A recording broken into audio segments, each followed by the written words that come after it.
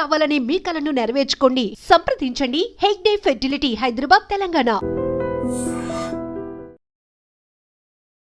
నమస్కారం, welcome to I dream. Health talks with Vijitha కార్యక్రమానికి స్వాగతం. ప్రస్తుతం మనతో పాటు ఉన్నారు general consultant doctor V Aditya Ranganath గారు. ఇప్పుడు వారితో మాట్లాడేద్దాం.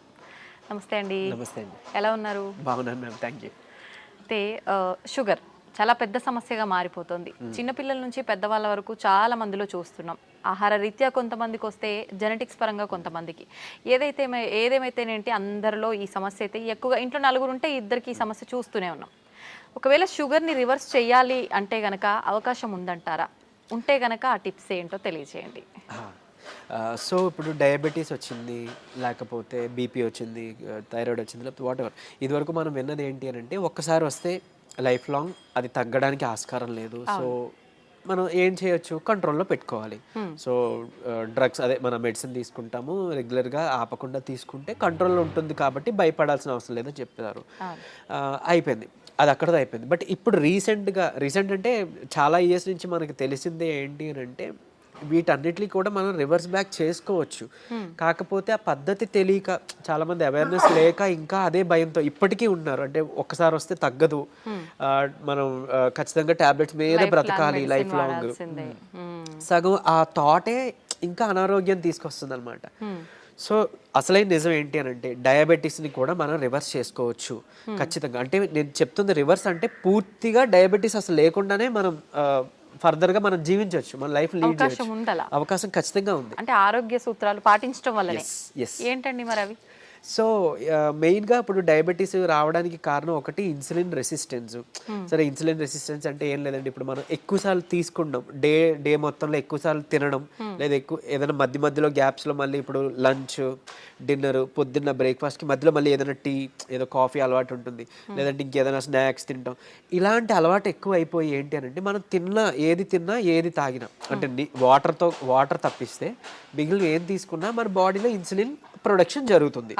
సో టైప్ 2 డయాబెటీస్ అంటాం ఏంటి, ఇన్సులిన్ ప్రొడక్షన్ ఉంటుంది మన బాడీలో, జనరేట్ అవుతుంది, కానీ ఆ కణాలు సరిగ్గా ఇన్సులిన్ని యూజ్ చేసుకోలేకపోతున్నాయి. దాన్ని టైప్ 2 డయాబెటీస్ కింద పరిగణిస్తున్నారు. ఒకవేళ ఇన్సులిన్ ప్రొడక్షనే లేదు బాడీలో, మన ప్యాంక్రియాస్ సరిగ్గా పనిచేయట్లేదు, అందులో ఐలెట్స్ ఆఫ్ లాంగర్హాన్స్ అని ఒక కణాలు ఉంటాయి, దాని నుంచే మనకి ఇన్సులిన్ వస్తుంది. సో ఇన్సులిన్ సరిగ్గా ప్రొడక్షన్ లేదు అని అంటే అది టైప్ 1 కింద మనం పరిగణిస్తున్నాం. చిన్నపిల్లల్లో కూడా టైప్ 1 అది చూడొచ్చు. సో ఇప్పుడు ఇన్సులిన్ ప్రొడక్షన్ జరిగి మనం తిన్న ప్రతిసారి మన గ్లూకోజ్ లెవెల్స్ ఏదైతే ఉందో అది మేనేజ్ చేయడానికి ఇన్సులిన్ ప్రొడక్షన్ జరిగి, అంటే స్పైక్ అయ్యి అది కంట్రోల్ తీసుకొచ్చి మళ్ళీ అది ఇన్సులిన్ తగ్గి ఆ స్పైక్ తగ్గి మళ్ళీ మనం తింటున్నాం, మళ్ళీ పెరుగుతుంది కదా. ఇలా అస్తమాను పెరిగి తగ్గడం వల్ల మన బాడీ అలవాటు పడిపోతుంది ఆ ఇన్సులిన్, సెట్ అయిన ఇన్సులిన్ లెవెల్కి.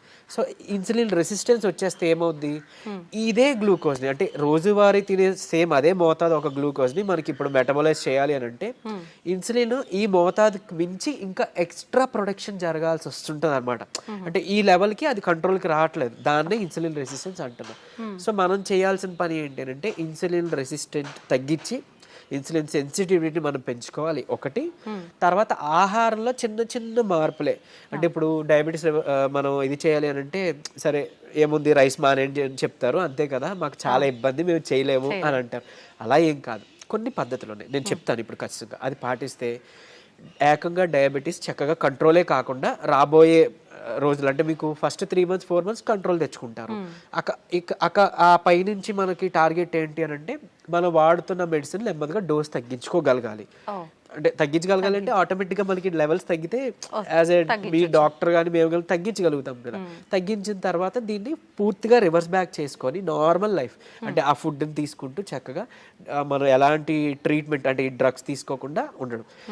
మళ్ళీ అది తగ్గిపోయిన తర్వాత మళ్ళీ పంచదార తినేస్తాం, మైదా పిండి తినేస్తాం, గోధుమ పిండి తినేస్తాం, లేకపోతే ప్రాసెస్డ్ ఫుడ్ తినేస్తాం. అంటే అసలు అదే మెయిన్ ప్రాబ్లం. అంటే high saturated fats, high carbohydrates ఉండడం వల్లనే మనకు వస్తుంది. ఇది వరకు వాళ్ళకి, అంటే మన పెద్దలకి అప్పట్లో ఎందుకు రాలేదంటే వాళ్ళు ఇవేం తీసుకోలేదు కాబట్టి వాళ్ళకి రాలేదు. సో మనం అది ఫుడ్డే ఇది ఫుడ్డే కదా, ఏదో నార్మల్ లైఫ్, అంటే తగ్గిన తర్వాత మళ్ళీ తినేయొచ్చా అన్న వాళ్ళకి ఇది ఆన్సర్ చెప్తున్నా.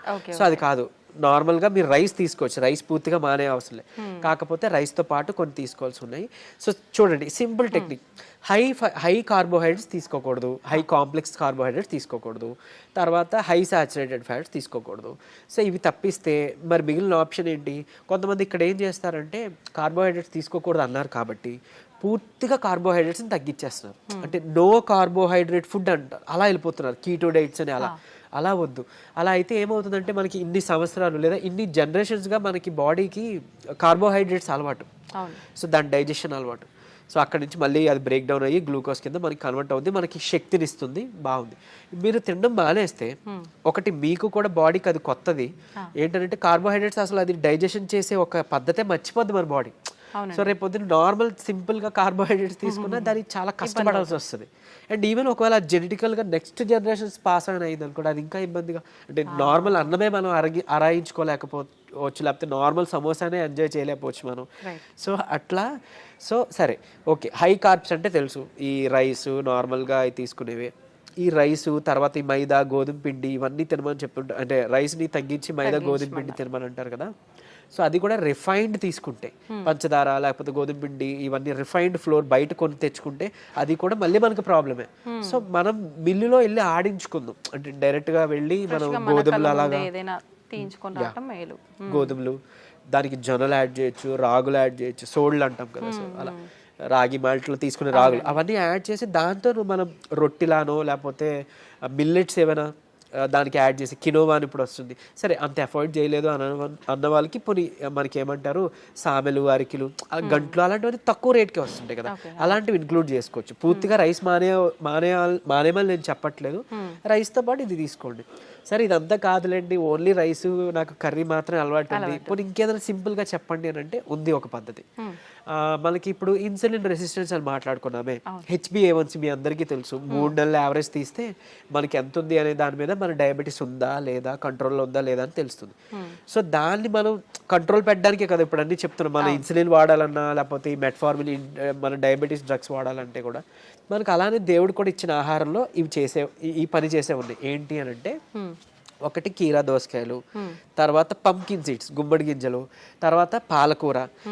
వీటిలో ఏంటంటే పాలకూరలో తర్వాత పంకిన్ సీడ్స్లో వైటమిన్ ఈ ఉంటుంది, అది మీ HbA1cని చక్కగా కంట్రోల్ తీసుకొస్తుంది. అండ్ ఇప్పుడు చెప్పిన ఆహార పదార్థాల్లో మీకు ఇన్సులిన్ రెసిస్టెన్స్ని తగ్గించి సెన్సిటివిటీని పెంచే ఉండే. సో ఇప్పుడు సరే కొంత లిస్ట్ చెప్తాను చూడండి. మష్రూమ్స్ బాగా అదే మన ఉడకబెట్టిన గుడ్లు ఫుల్గా విత్ సొనతో పాటు తీసుకోవాలి, అది కొలెస్ట్రాల్ కాదు, మంచి కొలెస్ట్రాల్ తీసుకోండి.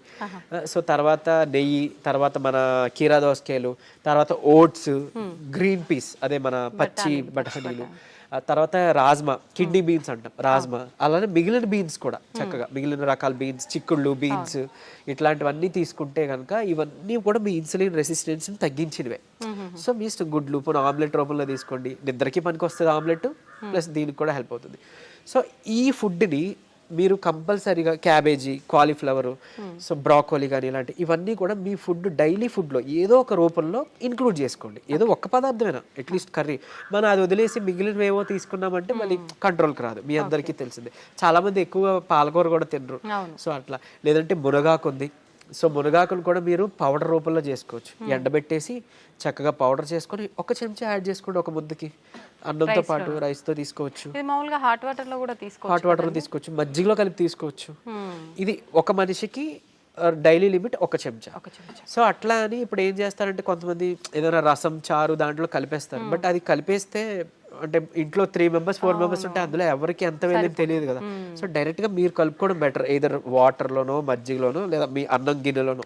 ఇంకోటి అన్నము, ఇప్పుడు అలానే అదే అన్నము కూర తినే ముందుగా 1 కప్పు కీరా దోసకాయ తీసుకోండి, లేదా బీన్స్, మొలకలు తీసుకోండి చక్కగా, ఇవన్నీ మీకు హెల్ప్ అవుతుంది. లేదంటే మన దాలింబ గింజలు 1 కప్ పెట్టుకోవచ్చు, పెట్టి ముందు అది తిని తర్వాత అన్నము కూర మనం తీసుకుందాం. అలానే అన్నం తినే ముందు, టిఫిన్ తినే ముందు, నైట్ డిన్నర్ చేసే ముందు ఏం చేయొచ్చు అనంటే కొంచెం పెప్పర్ అంటే మన మిరియాల పొడి 1 చిటికెడు తీసుకొని నిమ్మరసం యాడ్ చేసి కొంచెం గోరువెచ్చని నీటిలో ఒక కప్పు లేదా 1 గ్లాసు గోరువెచ్చని నీటిలో కలిపి తాగేసేయండి. ఎందుకు అనంటే ఇప్పుడు ఈ పెప్పర్లో ఉండే పైపరిన్ అనేది మన ఏమంటారు యాక్టివ్ ఇంగ్రీడియంట్, మెడిసినల్ వాల్యూ ఉండే ఇంగ్రీడియంట్. ఇది మన లివర్లో ప్యాంక్రియాస్లో అదే ఎక్కడి నుంచి అయితే ఇన్సులిన్ వస్తుందో అందులో అక్కడ డైజెషన్ ఎంజైమ్స్ని వాటిని కూడా మంచిగా ఇది ఏమంటారు మెటబాలైజ్ చేస్తుంది. కరెక్ట్గా మెటబాలిజం బాగా జరిగి ఎంజైమ్స్ అన్ని మంచిగా ఫంక్షన్ అయ్యేలా చేస్తుంది. సో తర్వాత ఇంకొకటి మోర్ ఓవర్ ఈ ఏవైతే కాంప్లెక్స్ కార్బోహైడ్రేట్స్ మన హై కార్బ్స్ అన్నాం కదా దాన్ని బాగా కరెక్ట్గా డైజెషన్ జరిగేలాగా మెటబాలైజ్ అయ్యేలాగా ఇది హెల్ప్ చేస్తుంది. అండ్ ఈవెన్ మన పోషకాలు ఏవైతే ఉన్నాయో ఆకుకూరలోనో లేకపోతే మనం తీసుకునే ఫుడ్లోనో అవి మన వంట పట్టడం అంటాం కదా మన అబ్జార్ప్షన్ అవి అబ్జార్బ్ చేయడానికి ఈ ఈ పెప్పర్ మన మిరియాలు పొడి చాలా బాగా హెల్ప్ చేస్తుంది. సో ఈ రూపంలో తీసుకున్నారనుకోండి మీరు తిన్న తర్వాత పెరిగే షుగర్ లెవెల్స్ కంట్రోల్కి వస్తాయి. అండ్ ఈవెన్ మనకి లోపల ఫంక్షనింగ్ బాగా మెరుగుపడుతుంది. ఇకపోతే డయాబెటీస్ రివర్సల్ గురించి వద్దాం. సో నేను ఇప్పుడు చెప్పింది 3 to 4 months చేస్తే ఖచ్చితంగా మీ షుగర్ లెవెల్స్లో చాలా వరకు మీకు తగ్గడం మీరే గమనించుకుంటారు. మీరు ఇంత అద్భుతంగా పనిచేస్తుందా అని అంటారు. ఎందుకనంటే చాలా మందికి ఒకటి ఉండిపోయింది సైకలాజికల్గా, అంటే drugs like what ever medicine మాత్రమే మెడిసిన్, ఫుడ్ అంటే జస్ట్ ఆహారం మాత్రమే. అసలు కాదు. మీకు గుర్తుంటుంటే ఎప్పుడైనా మీ నాన్నమ్మలు అమ్మమ్మలు మీకు ఎప్పుడైనా పొట్టనొప్పి వచ్చింది అని అంటే ఏదైనా వాము కొంచెం సాల్ట్ కలిపిస్తే వెంటనే తగ్గడం మనం గమనించి ఉంటాం. లేదంటే మెంతులు మింగేసి తాగేయండి వాటర్ అంటాం. అవన్నీ ఎందుకు పనిచేస్తున్నాయి? ఇప్పుడు యాంటాసిడ్స్ ఏవో వెళ్ళి పరగడుపుల మాత్రలు మనం పైకి వెళ్ళి తెచ్చుకొని వేసుకుంటున్నాం. అవేం అవసరం లేకుండా వాళ్ళు బతికారు కదా. ఎలా బతికారు? ఇలానే. ఇవన్నీ ఫుడ్డే మెడిసిన్. మనకు ఒక మెడికల్ షాప్ ఉంది. ఎగ్జాక్ట్లీ. మనకి ఏదైనా అనారోగ్యం వస్తుంటే మెడికల్ షాప్ కి మనం బయటకు వెళ్ళవద్దు, మన కిచెన్ లోకి వెళ్ళాలన్నమాట. యాక్చువల్గా పోపుల డబ్బాలే మనకి డ్రగ్ ఇది అన్నట్లు, స్టోర్ అన్నట్టు. సో ఖచ్చితంగా ఇది వర్క్ అవుతుంది. అండ్ మోర్ ఓవర్ అంటే ఇప్పుడు మన బెర్రీస్ నుంచి ప్లాంట్స్ నుంచి ఎక్స్ట్రాక్ట్ చేసిన బెర్బరిన్ అనేది ఒక సప్లిమెంట్ ఉంటుంది ఆబ్వియస్లీ. సరే అది అందరూ వాడాల్సిన అవసరం లేదు కానీ ఒక బూస్టప్ కింద పనికి వస్తుంది. అంటే ఎలా అయితే మనకి డయాబెటీస్ని మనకి తగ్గించడానికి మెట్ఫార్మిన్ అనే ఒక మెడిసిన్ తీసుకుంటున్నాము, సేమ్ ఇది కూడా అదే పని చేస్తుంది. కానీ బట్ మెట్ఫార్మిన్తో వచ్చే వైటమిన్ B12 డెఫిషియన్సీ ఇందులో లేదు, ఈ బెర్బరిన్లో లేదు.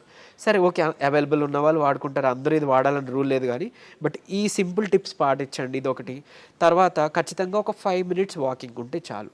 5 minutes వాకింగ్ అంటే తిన్న తర్వాత ఒక 10 నిమిషాలలో 5 minutes వాకింగ్ చేస్తే చాలు. మీ ఆఫీస్ ఏరియా, మీ బెడ్రూమ్, మీ హాల్ ఎక్కడైనా ఆయాసం రావాలి, చెమటలు పట్టాలి, ఇట్లానే వాకింగ్ చేస్తేనే మనకి వర్కౌట్ అయినట్టు అని అస్సలు కాదు. బాడీ మూమెంట్ ఉండాలి. సో అది చేసుకుంటే చాలు, డయాబెటీస్ మనకి తగ్గుతుంది. రివర్స్కి చెప్పుకున్న ఇందాక ఇంగ్రీడియంట్స్ ఉన్నాయి కదా, పంకిన్ సీడ్స్ అవ్వచ్చు, మన HbA1c కంట్రోల్ చేసి ఇన్సులిన్ సెన్సిటివిటీ పెంచేవి, ఇవి మీరు చేసుకుంటే 3 to 4 months ఖచ్చితంగా రివర్స్ అయిపోతుంది. ఇప్పుడు చాలా మంది మనం చూస్తూ ఉంటామండి, జామకాయ ఆకులు, లేత చిగుర్లు అని చెప్పి, లేదు అంటే తిప్పతీగ అని చెప్పి, ఇలాంటి కొన్ని ఆకులతో వేణిల్లో వేసి మరిగించిన వాటర్ తాగుతుంటారు షుగర్ ఉన్న వాళ్ళు. ఇది వర్క్ అవుతుంది అంటారా? యాక్చువల్గా ఇప్పుడు జామాకులు ఉన్నాయి కదా, లేత తీసుకొని ఒక 4 ఆకులు మనం వేడి నీటిలో వేసి మరిగించి కషాయంలా తీసుకొని ఉదయం సాయంత్రం లేదా ఒక పూట అట్లీస్ట్ పరగడుపునైనా కానీ తాగితే కనుక అమోఘంగా ఆ రోజే పెరిగిన షుగర్ లెవెల్స్ తగ్గిపోయాయి. సో నేను ప్రీవియస్ వీడియోలో జామాకులు కషాయం గురించి చెప్పినప్పుడు చాలా మంది ఫోన్ చేసి అంటే ట్రై చేసి చక్కగా ఫస్ట్ నమ్మారు, ట్రై చేసి ఒక 2 daysలో వాళ్ళు ఫోన్ చేసి సార్ అంటే మాకు 1 day 2 dayలోనే ఇంత బాగా పనిచేస్తుంది, కంటిన్యూ చేయొచ్చు అంటారా, ఎక్కువ కాలం అన్నారు. బేసిక్గా చేయొచ్చండి, చేసుకోండి అని చెప్పారు. సో ఈవెన్ అది వాళ్ళకి ఏంటంటే డయాబెటీస్ ఎక్కువ, షుగర్ లెవెల్స్ ఎక్కువ ఉండడం వల్ల కొంతమందికి నిస్సత్తువ నీరసంగా ఉంటుంది కదా, దాన్ని కూడా ఇది మనకి జామాకులు బాగా హెల్ప్ అవుతుంది. జామకాయ తినొచ్చు, బొప్పాయి తినొచ్చు, అట్లనే జామాకులు కషాయం బాగా హెల్ప్ అవుతుంది, తీసుకోవచ్చు. తిప్పతీగ కూడా తీసుకోవచ్చు. బట్ తిప్పతీగ చాలా మంది తెలియక కోవిడ్ టైంలో అంటే ఇప్పుడు వైరస్ నుంచి బయటపడాలని తెలియక చాలా మంది ఓవర్ డోసెస్లో తీసుకుని వితిన్ 15 daysలో వాళ్ళ లివర్ మొత్తం డ్యామేజ్ అయ్యి ఎమర్జెన్సీ వార్డులో అడ్మిట్ అవ్వడం, చనిపోవడం జరిగింది. కానీ నేను ఇక్కడ చెప్పే ఒక ముక్క, తిప్పతీగ ప్రాబ్లం కాదు, ఓవర్ డోస్ ప్రాబ్లం. కాబట్టి తిప్పతీగని మనం ఇప్పుడు ఒకవేళ ఒక లైక్ 1 inch తీసుకున్నాం అనుకోండి, ఆ రూట్ ఏదైతే ఉందో దాన్ని బాగా బాయిల్ చేసి మనం దాన్ని తాగొచ్చు. దాంట్లో కొంచెం ఉసిరిపొడి యాడ్ చేయొచ్చు, లేదంటే మునగాకు యాడ్ చేసుకోవచ్చు 1/2 spoon అట్లా. ఇలాగా మనం తీసుకున్నాం అనుకోండి మనకి మంచిగా బెనిఫిటే. ఇప్పుడు అలాగని ఏంటి ఫ్లాక్స్ సీడ్స్ ఉన్నాయి, అవిసె గింజలు ఉన్నాయి. అవిసె గింజలు మనకి కొలెస్ట్రాల్ తగ్గిస్తుంటుంది, డయాబెటీస్ని రివర్స్ చేస్తుంది బాగా. అంటే ఒక 2 చెంచాలు మనం పౌడర్లా కానీ తయారు చేసుకొని మనం ఫ్లాక్స్ సీడ్స్ తీసుకుంటే, ఇదే ఫ్లాక్స్ సీడ్స్ గురించి ఒక పేపర్లో ఒక ఆర్టికల్ వచ్చింది. ఏంటి ఫ్లాక్స్ సీడ్స్ తీసుకోకూడదు, లివర్కి మంచిది కాదు, లేకపోతే ఇంకోటి ఏదో అని. కరెక్టే, ఏదైనా అతిగా తీసుకుంటే మనకి ఫుడ్ అయినా ఆబ్వియస్లీ కదా. సో అంతే, అది పట్టుకొని ఉండొద్దు.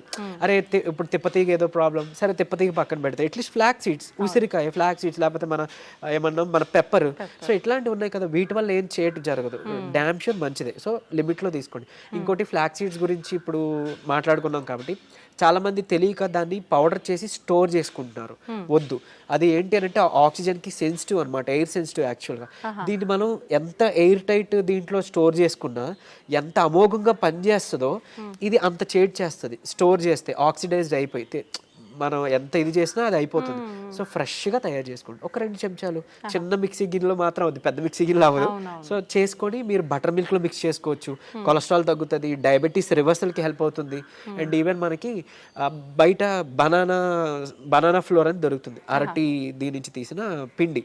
సో అది ఆన్లైన్లో వాటిలో అవైలబుల్, దాన్ని తెచ్చుకోండి. ఒక చెంచా చక్కగా బటర్ మిల్క్ దీంట్లో మిక్స్ చేసుకోండి. ఈ ఫ్లాక్ సీడ్స్ని మిక్సీలో పౌడర్ చేసుకోండి, పరగడుపునే తాగండి. మీకు డయాబెటీస్ని కంట్రోల్ రివర్స్ చేయడానికి హెల్ప్ అవుతుంది. ఎందుకు అంటే రెసిస్టెన్స్ స్టార్చ్ అదన్నీ ఉంటేనే మనకి యూజువలీ చాలా ఇదనమాట. సో డయాబెటీస్ రివర్స్ చేయడంలో ఈ అరటి ఫ్లోర్ ఏదైతే ఉందో అమోఘంగా పనిచేస్తుంది. ఒక్క చెంచా చాలు, మీరు తినే దాంట్లో ఎందులోనూ కలుపుకోవచ్చు. ఈవెన్ ఏమంటారు, మీరు తినే ఏదైనా అట్టు రొట్టెలో వేసుకోండి, లేదంటే ఇలా బటర్ మిల్క్లో మిక్స్ చేసుకోండి. ఇది ఖచ్చితంగా మీ డయాబెటీస్ రివర్సల్కి హెల్ప్ అవుతుంది. సో ఎందుకు, ఇన్సులిన్ రెసిస్టెన్స్ మనకి మెయిన్గా రివర్స్ అవుతుంది కదా, అంతే.